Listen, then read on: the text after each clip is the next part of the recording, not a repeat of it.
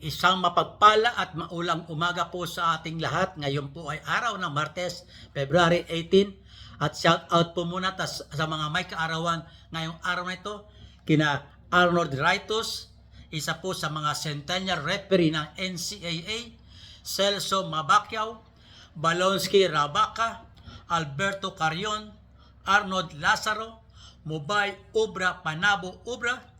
Ganon din po kila TRA Abauga Serip, Boy Carrion, Segundino Tiongson, at Jerry Abilino.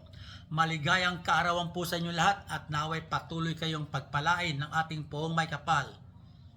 At ganoon din po, belated birthday greetings po kay Wayne Hart Perfecto from the Perfecto clan ng Bobon, Northern Samar, na kinabibilangan ng aking asawa si Marisa Perfecto Camaron.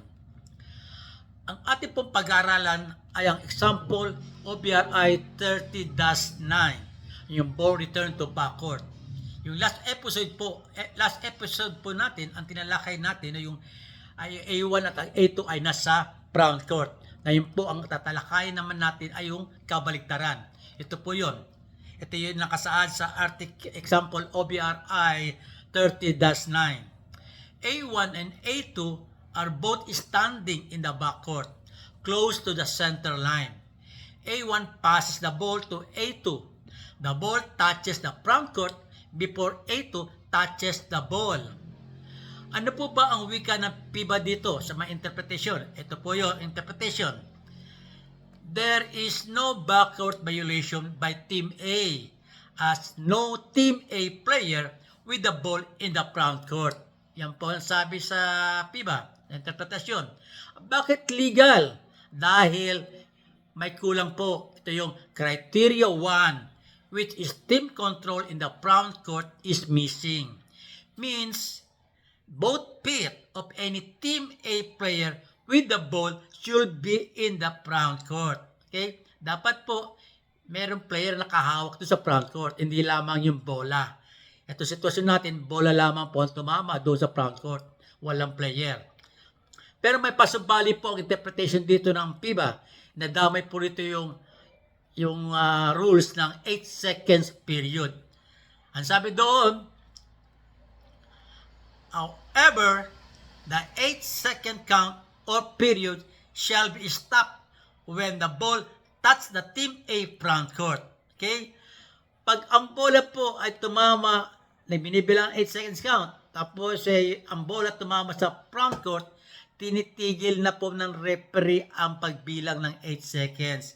Kaya walang 8 seconds count. Pero meron pa rin karagdagan doon sa 8 second rule.